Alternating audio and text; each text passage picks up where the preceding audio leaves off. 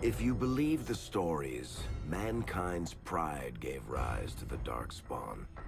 Countless in number and toxic to all life, Darkspawn search endlessly for an archdemon.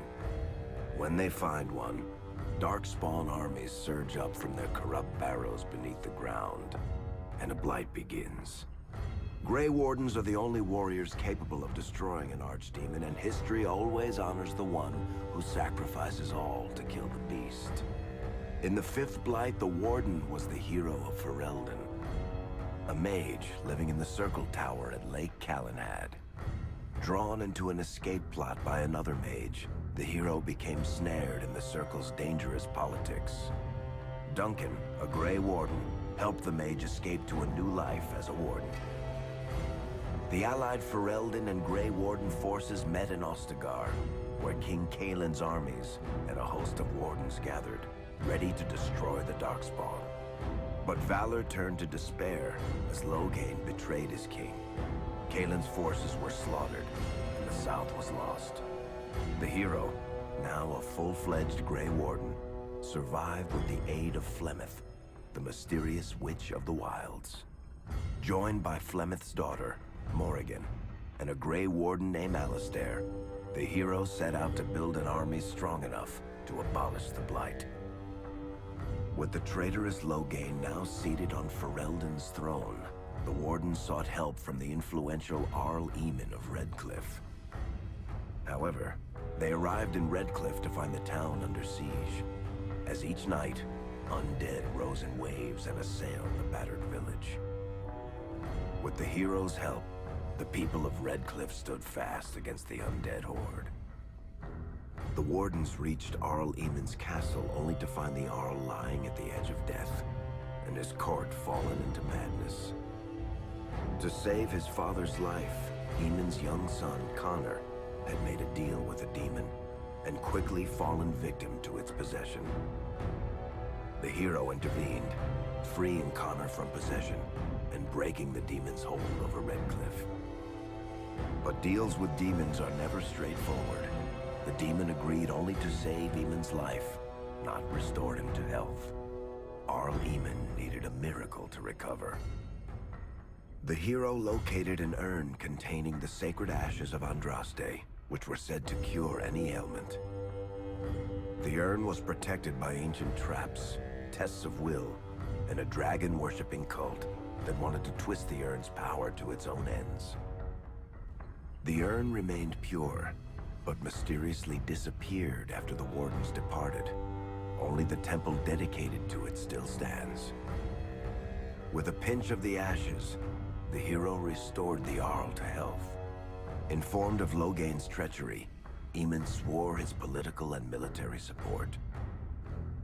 The circles of Magi are bound by oath to aid the Grey Wardens in times of blight. However, Lake Calenhad's tower could offer little help. One of its mages, Uldred, had become possessed by a pride demon and was twisting other circle mages into abominations. The hero fought to the top of the tower and defeated Uldred, saving the remaining mages. Grateful for their lives, the mages joined the Warden's army. The allies gained at the Circle were not the only soldiers to join the Warden's forces, however. Dalish elves don't usually make alliances, but even deep hatred can be set aside in the face of oblivion. An ancient curse was destroying Ferelden's largest Dalish clans, turning the elves into werewolves. Zathrian, the clan's keeper, claimed that the cure required the heart of the great wolf, Witherfang. Years before, Zathrian himself had afflicted a group of humans with the curse that now ravaged his clan. As long as he lived, the curse endured.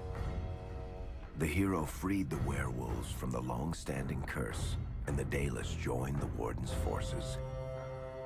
Blights may happen hundreds of years apart, but the dwarves who live below the surface of Thedas fight Darkspawn every day. No one is better schooled in battling Darkspawn than the warriors of Orzammar, except perhaps their allies of old, the Grey Wardens. The hero arrived in Orzammar in the wake of King Endrin's death to find political factions fighting for control of the Dwarven capital. Only the vote of a venerated paragon could break the deadlock to elect a ruler, and order the dwarves to honor their Grey Warden treaty and join the battle against the New Blight. The hero set off to find a paragon named Branka, who had disappeared into the Deep Roads in search of a legendary artifact, the Anvil of the Void, created by the renowned smith Caradon to forge mighty war golems. With Branka's help, the hero restored the Anvil of the Void, and a small army of powerful golems joined the Warden's forces. The hero emerged from the Deep Roads with a master-forged crown to bestow the Paragon's favor upon whichever rival candidate would be crowned king. Balin, the youngest son of King Endrin who was suspected of foul play, or Haramont, the aging traditionalist backed by the Dwarven Assembly. Balin followed his father to the throne. He leads with a ruthless but progressive hand, seeking to re-establish ties to the Surface Kingdoms. With Dwarden's strength now bolstering the Warden's army, the hero had to deal with Loghain so Ferelden could stand unified against the Darkspawn before the Blight swallowed the world. The kingdom of Ferelden stood divided. While some nobles supported Loghain's regency, others condemned his inaction against the Darkspawn. Civil war brewed, and Arl Eamon called a landsmeet in hopes of curtailing the conflict and removing Loghain from the throne. As penance, Loghain was sentenced to join the Grey Wardens and fight Darkspawn until the end of his days. As the Warden's united army massed in Redcliffe, the Darkspawn overran Denerim, laying siege to Ferelden's capital city. The hero's army fought valiantly through Denerim and broke the Darkspawn's siege. On Fort Dracon's highest tower, the hero's strongest allies fought alongside the Warden in a final heroic battle against the massive Archdemon. The Archdemon was killed without the sacrifice of a Grey Warden's life. With no Archdemon to lead them, the Darkspawn scattered. Most fled underground, still teeming in number and always seeking a new Archdemon to awaken. The shattered kingdom of Ferelden embarked on a long journey to recovery. In the Blight's aftermath, strong leadership was crucial.